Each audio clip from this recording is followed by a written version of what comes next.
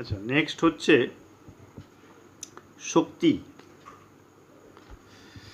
ঠিক আছে, শক্তি ইংরাজিতে কি বলে এটাকে? এনার্জি।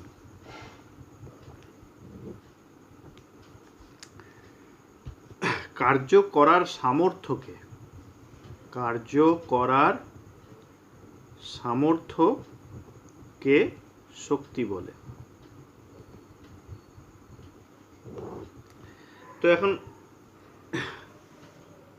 তুই যদি কোনো কাজ করতে চাস তাহলে তোর মধ্যে শক্তি থাকতে হবে। শক্তি ছাড়া তো তুই কাজ করতে পারবি না। তাহলে তুই যদি কাজ করিস তবে সেটাকে দেখে আমরা,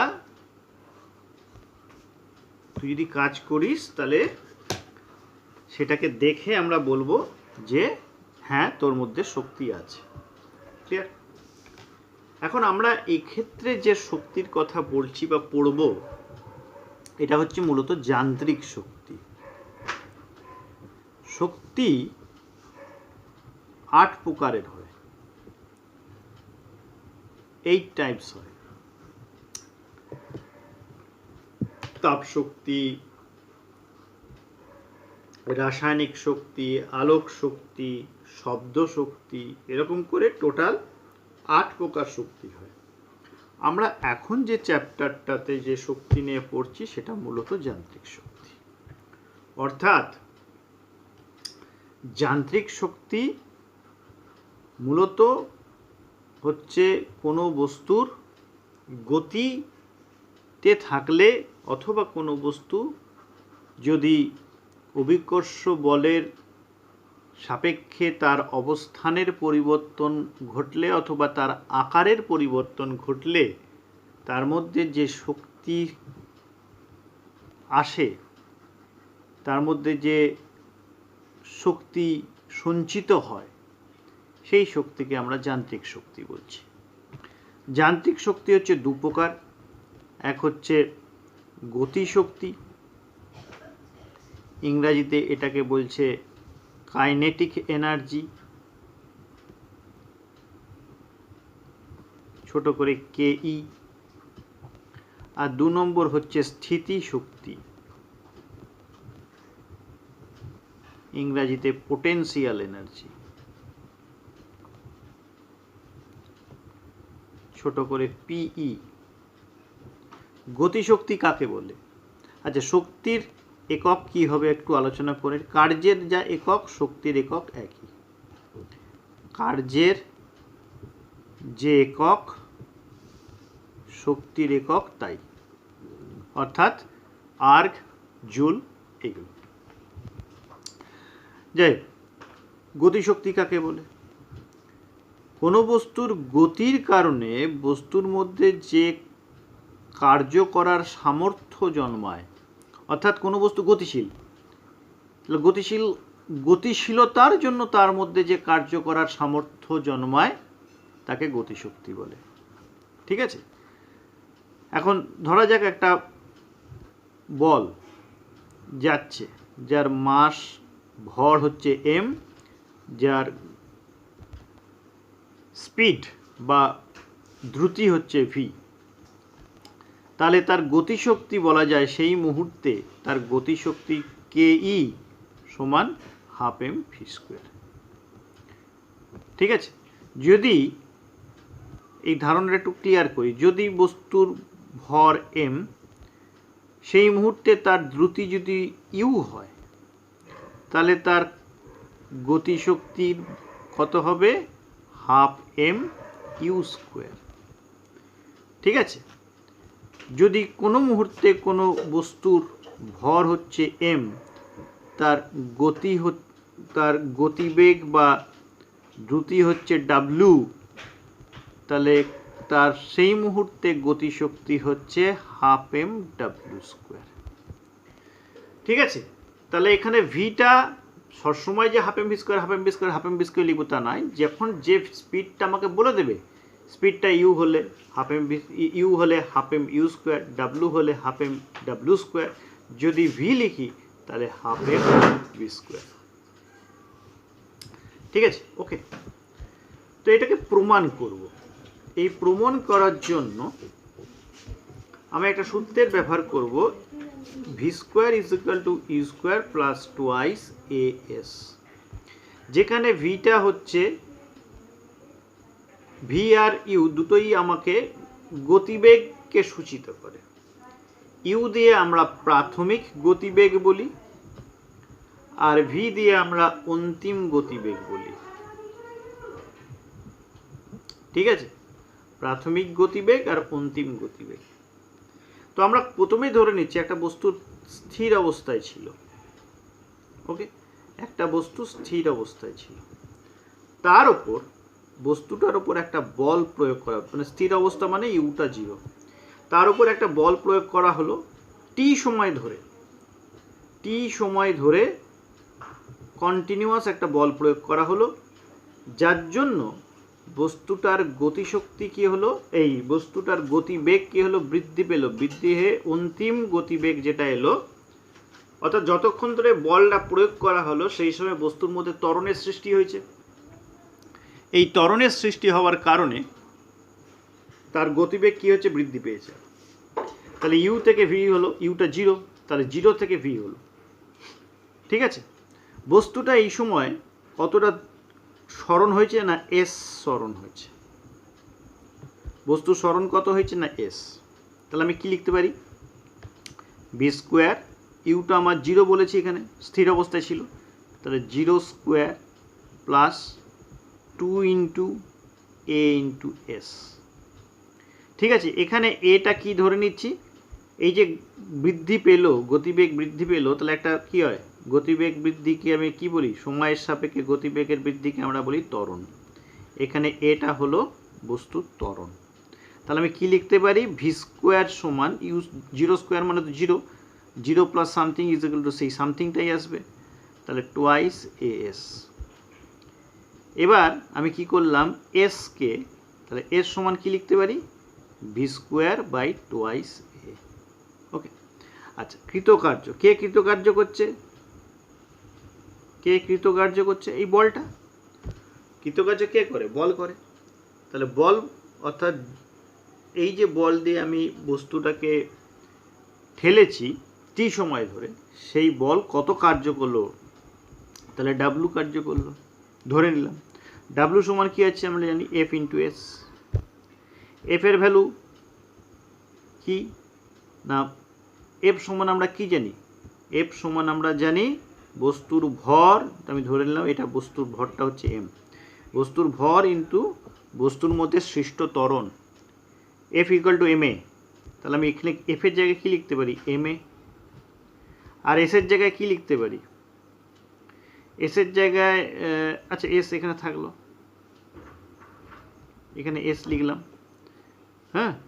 আচ্ছা, এম এ ইন্টু এস এর জায়গায় দেখ, এই যে পেয়েছি এটা বসিয়ে দিচ্ছি, বি স্কোয়ার বাই টুয়াইস এ। এটা এ এ কেটে গেল, কি পড়ে থাকলো, এই যে তলায় 2 আছে, তাহলে হাফ, এখানে এম আছে, এম ইন্টু বি স্কোয়ার। তাহলে কৃতকার্যের পরিমাণ কত, এটা। তার মানে যে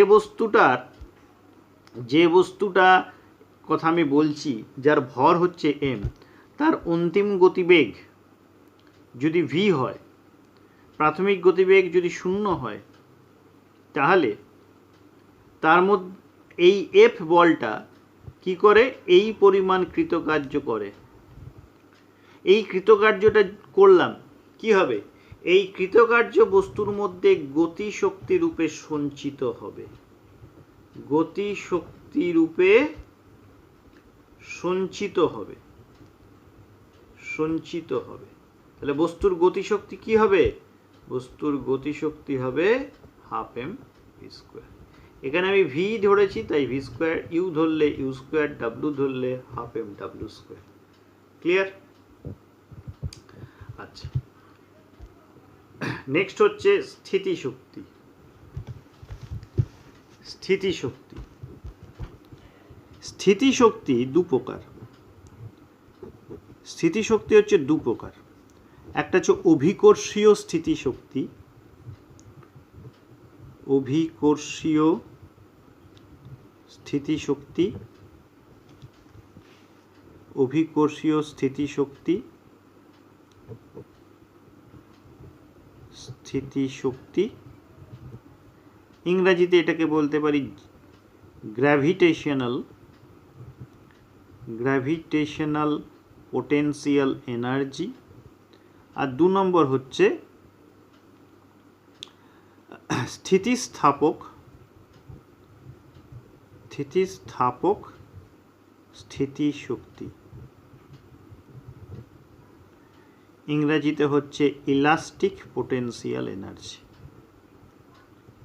আমরা এই দুটোকে আলাদা করে একটু পড়ব।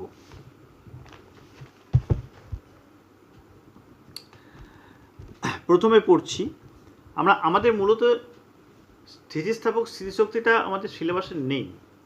জিনিসটা কি বলে দেবো, এর মেজারমেন্টটা অর্থাৎ কীভাবে এর পরিমাপ করব সেটা নেই, কিন্তু আমাদের ইয়েটা আছে, কি বলে, অভিকর্ষীয় স্থিতিশক্তিটার পরিমাপের কথা আমরা পড়ে নেব। আমরা আপাতত পড়ি অভিকর্ষীয় স্থিতিশক্তি।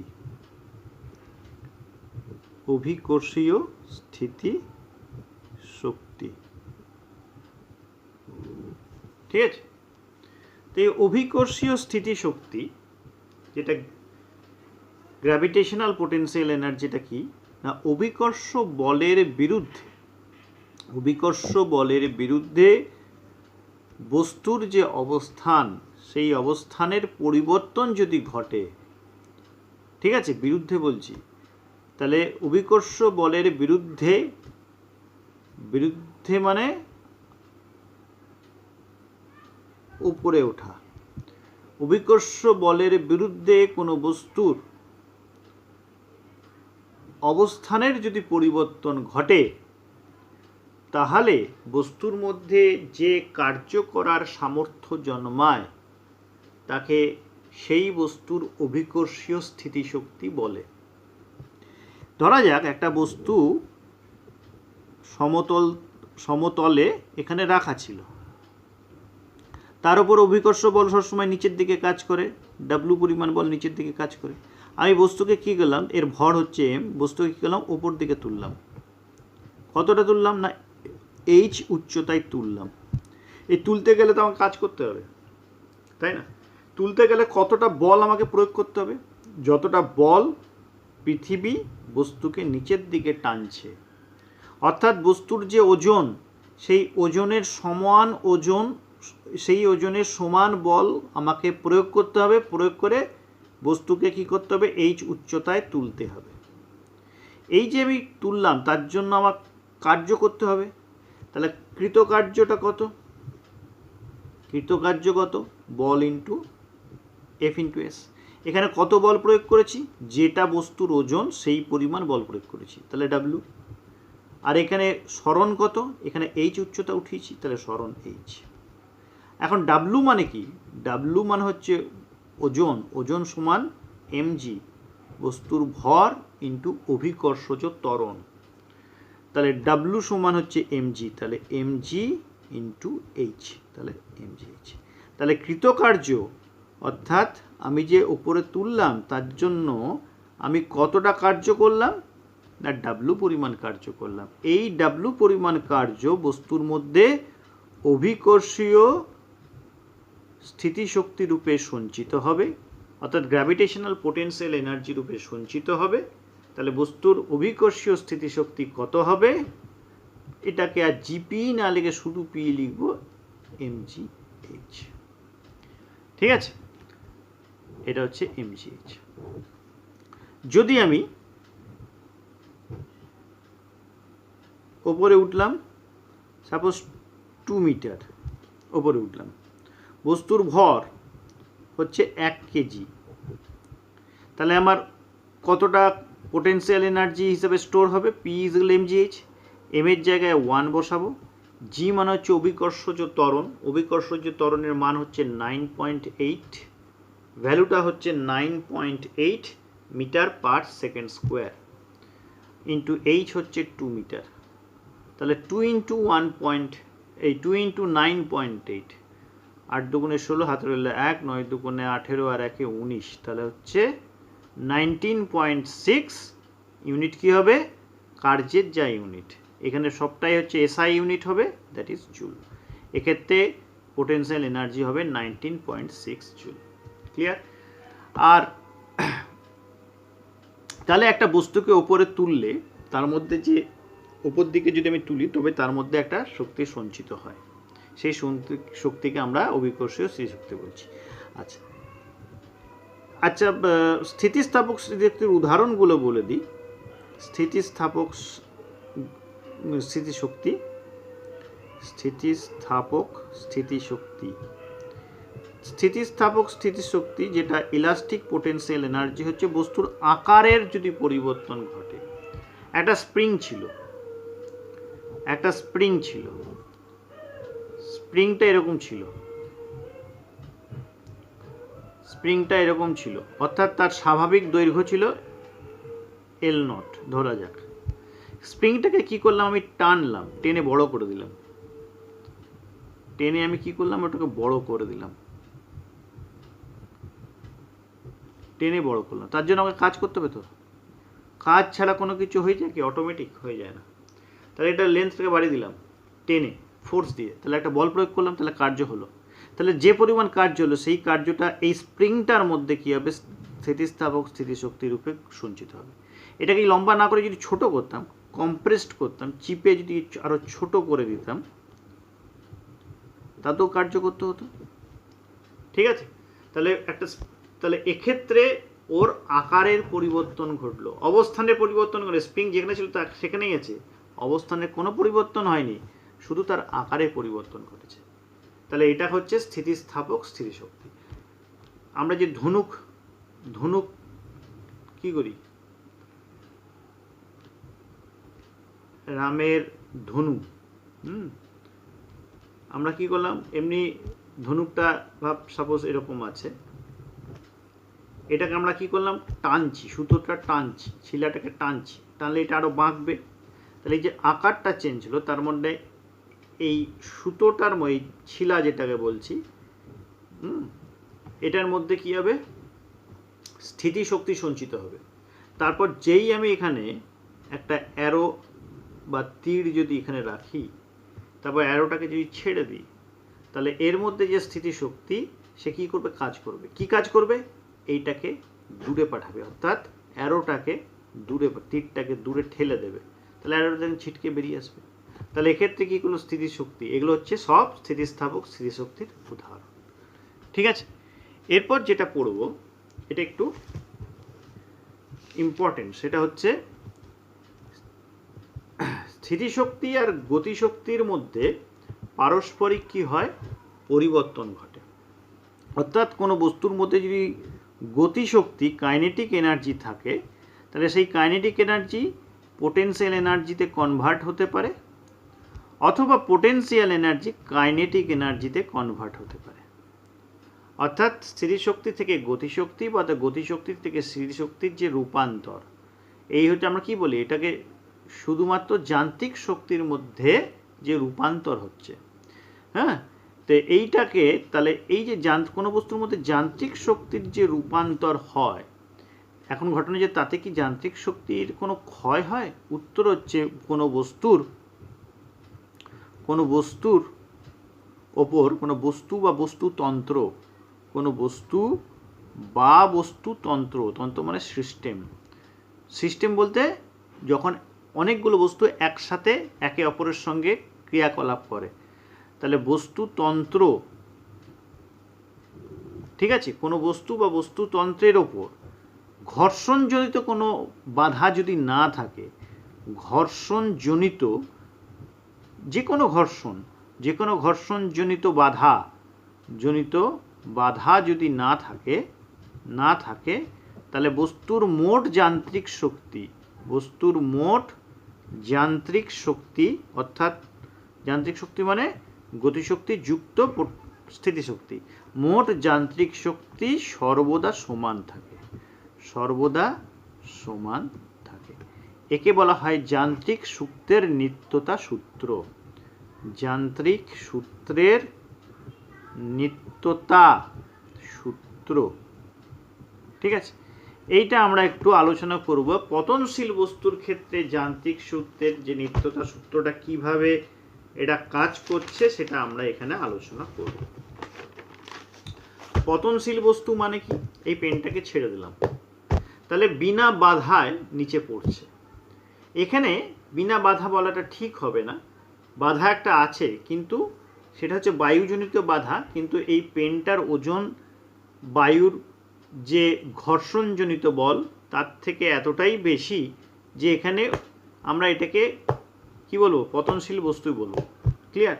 কিন্তু এটা যদি একটা কাগজের টুকরো হতো, একটা ছোট্ট কাগজের টুকরো হতো, তাহলে কিন্তু আমার এত সহজে পড়তো না। ঠিক আছে? আমি যদি একটা কাগজের টুকরো নিয়েছি, এটা কিন্তু ভাসতে ভাসতে পড়বে। আমি ছাড়ছি এইখানে, নিচে পড়ার কথা, ভাব আমি এই বিন্দুটার ঠিক ওপরে আমি রাখছি, এখানে একটা গোল আঁকলাম, এটা ঠিক ওপরে আমি রাখছি, পেনটা কিন্তু ওখানেই পড়বে, কিন্তু এটা দেখা গেল সাইডে গিয়ে পড়লো, উড়ে গিয়ে পড়লো। তার মানে এটা কিন্তু পতনশীল বস্তু নয়। কেন?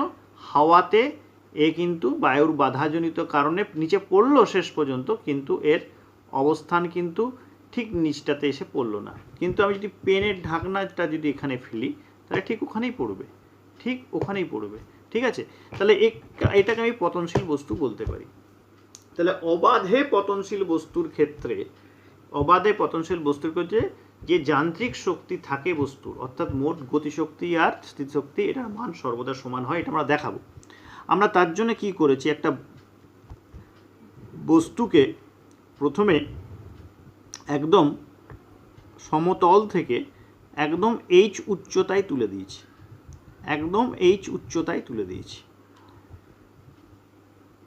স্মল এইচ উচ্চতায় তুলে দিয়েছি। ঠিক আছে? এই পজিশনটাকে আমরা বলছি পজিশন এ, এই পজিশনটাকে বলছি পজিশন বি, আর এই জাস্ট মাটিকে টাচ করার আগের মুহূর্তের পজিশনটাকে বলছি সি। আমরা দেখাবো যে তিনটে বিন্দুতেই বস্তুর মোট যান্ত্রিক শক্তি অর্থাৎ স্থিতিশক্তি প্লাস গতিশক্তি সমান হয়। ক্লিয়ার? আচ্ছা, এ অবস্থানে অর্থাৎ এই বস্তুটা যার ভর হচ্ছে এম, এই অবস্থানে বস্তুর জাস্ট রাখা আছে, স্থির অবস্থায় রাখা আছে, ধরে একটা জায়গায় রেখে দিয়েছি এই সাইডের উপরে। তাহলে এই অবস্থায় ওর মধ্যে গতিশক্তি কত হবে? 0 হবে। এখানে কাইনেটিক এনার্জি অ্যাট পজিশন এ পজিশনে কাইনেটিক এনার্জি কত না, যেহেতু ওটা স্থির আছে তাহলে 0, গতিবেগ তো 0, তাহলে স্থিতিশক্তিও 0। কিন্তু পোটেনশিয়াল এনার্জি একটু আগে আমরা বার করলাম, পজিশন এ এইচ উচ্চতায় দাঁড়ালে তার মধ্যে যে পোটেনশিয়াল এনার্জি থাকে সেটা বার করে দেখালাম, mgh। তাহলে মোট মেকানিক্যাল এনার্জি অর্থাৎ যান্ত্রিক শক্তির ইংরাজি নাম হচ্ছে মেকানিক্যাল এনার্জি। তাহলে আমি এমই লিখছি, কোন পজিশনে? এ পজিশনে। তাহলে কি হবে? Kinetic energy at position A plus potential energy at position A, তাহলে 0 plus mgh equal to mgh। Clear? Number 2, B পজিশনে, এইখানে আমি ধরছি বস্তুটা উপর থেকে নিচে এক্স ডিস্টেন্স নিচে নেমেছে, তাহলে কতটা বাকি আছে? নিচে পড়ার কত বাকি আছে? এখান থেকে এটা কত হবে? টোটালটা তো এইচ, তার মধ্যে এক্স নেমেছে, তাহলে এইচ মাইনাস এক্স ওপরে আছে। তাহলে বি পজিশন মানে বস্তুর এখন বি পজিশনের উচ্চতা কত? ভূমি থেকে উচ্চতা কত? H minus X. তাহলে বি পজিশনে, আচ্ছা, বি পজিশনে বস্তুর গতিবেগ আমি জানি না, সেখানে আমি বি লিখছি। তাহলে বি পজিশনে গতিবেগটা আমাকে বার করতে হবে, তবে কাইনেটিক এনার্জি বেরোবে। এখন কাইনেটিক এনার্জি বার করার জন্য আমাকে কি করতে হবে? গতিবেগটা বার করতে হবে। ঠিক আছে? অর্থাৎ বি পজিশনে বস্তুর গতিবেগ কত, এটা বার করতে হবে। কী করে বার করব? এই সেই formula, v square equal to you square plus twice a s. এক্ষেত্রে এ লিখব না, কেন? বস্তু যে নিচে পড়ছে, অবাধে পতনশীল বস্তুর ত্বরণ কত হয়? অভিকর্ষ যে ত্বরণ স্মল জি, তাহলে টুয়াইস জিএস, এই ফর্মুলাটা লেখাবো। ঠিক আছে? কতটা হাইট নেমেছে? এক্স হাইট নেমেছে, তাহলে এসের জায়গায় এক্স বসাবো। তাহলে বস্তুর ভি বি স্কোয়ার অর্থাৎ এখানে বস্তুর গতিবেগ যদি ভিভি হয় তাহলে v v square is equal to you square. এখানে ইনিশিয়ালি অর্থাৎ প্রথমে প্রাথমিক গতিবেগটা কত ছিল না 0, তাহলে 0 স্কোয়ার মানে 0, ওটা লেখার দরকার নেই, প্লাস 2g এসের জায়গায় এক্স বসিয়ে দিলাম। ঠিক আছে, তাহলে v square is equal to 2gx। Clear? তাহলে আমার কত হবে kinetic energy at position b আমার কত হবে, half m v square, half m v b square, that is half m 2gx, 2 কেটে গেল mgx। তাহলে কাইনেটিক এনার্জি কত বেরোলো বি পজিশনে, কাইনেটিক এনার্জি দাঁড়ালো এত। আচ্ছা, পোটেনশিয়াল এনার্জি কত দাঁড়াবে বিতে, হাইট কত এখন h মাইনাস এক্স, তাহলে mg h minus X, that is mgh minus mgx। তাহলে মেকানিক্যাল এনার্জি অ্যাট পজিশন বিতে কত হবে, দুটোকে যোগ করে দে, kinetic energy at position B plus potential energy at position B, that is mgx plus mgh minus mgx, mgx কেটে গেল mgh। তাহলে দেখ এ পজিশনে মেকানিক্যাল এনার্জি কত ছিল mgh, বি পজিশনে মেকানিক্যাল এনার্জি কত হলো mgh। এবার সি পজিশনের ক্ষেত্রে আমাকে কি করতে হবে, স্পিড, এখানে স্পিডটা বার করতে হবে, বস্তুর স্পিড এখানে কত, আমি ধরে নিলাম সেটা হচ্ছে ভিসি।